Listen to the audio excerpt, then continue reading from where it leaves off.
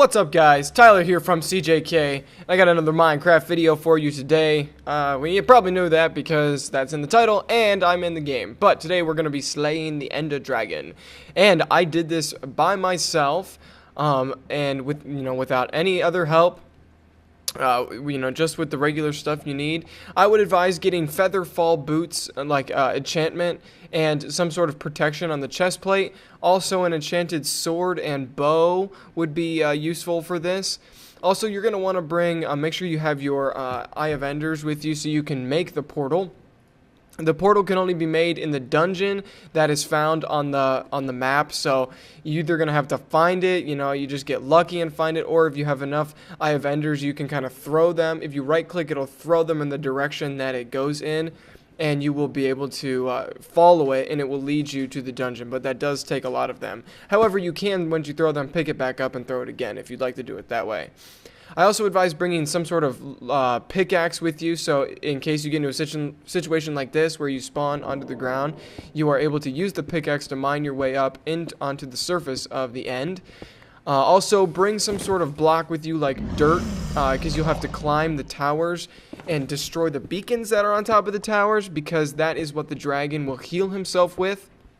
And you're going to want to take those out, that way you can defeat it. Also, see, there's a beacon right there, so you can actually shoot it with a bow, too, if you need to, and that will destroy it. There's the dragon in all his mean glory. So, this took me a bit, so I am going to speed it up. This is the entirety of the fight, though, just sped up a little bit. There are Endermen in the end, so my advice to you is don't put your reticle on any of them, or else they will start to attack you. Also, if you destroy a beacon while the dragon is getting healed by it, it will do extra damage to the dragon, like it did just there. He was healing, and I destroyed that one, and it actually did extra damage to him, more than I could do at one time with either my bow or my sword.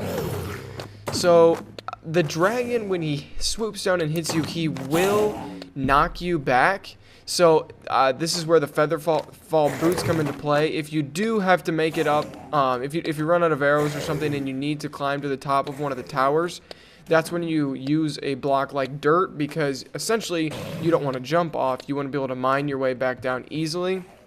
But if the dragon knocks you off, you will then be able to use the featherfall boots to your advantage, because when you land on the ground, you don't get injured. You still will, depending on the height, but just not as much.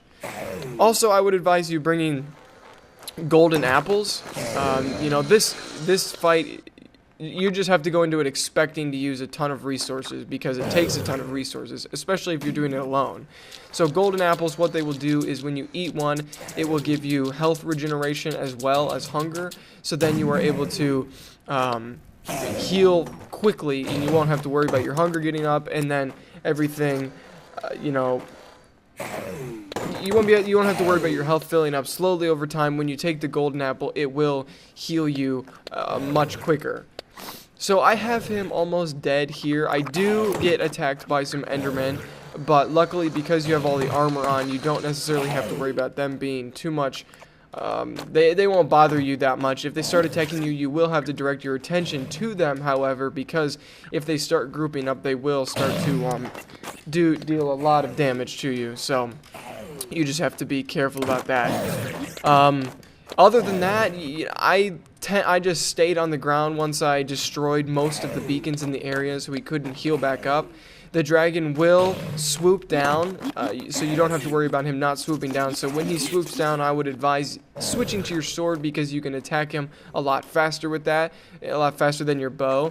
When he is in the air, however, you will have to use your bow. I mean, there's no other way of killing him unless you can destroy, like I said, hit the beacons with the bow from the ground while he's up there. So that's, one way you can do it. I do climb to the top of this tower here just to see if I can put some hits on him. He will knock me off of it.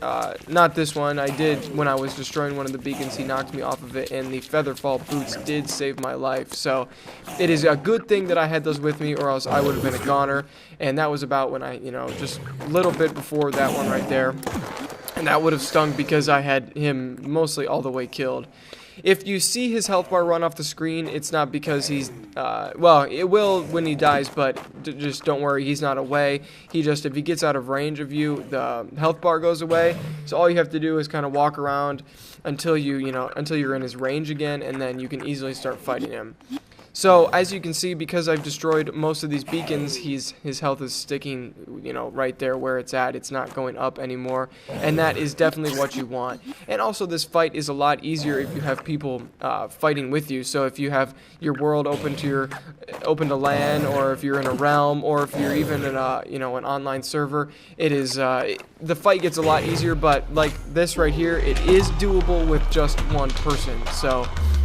Yeah, so I defeated him. He drops a lot of XP, which is also good if you are alone, because you get a ton of XP, to go enchant stuff. And if you're with friends or whatever, there's plenty to share with them. And killing the dragon is the only way other than death to get out of the end, because when he dies, all that XP spawns and this teleporter spawns. So once you jump in there, the actual credits for the game will run, and these are pretty creative credits if you'd like to sit through them all and watch them. But you can do that, reap the reward of that when you do it for yourself. So thanks for watching, guys. Click in the top right to watch the next video, and I will see you later. Peace out.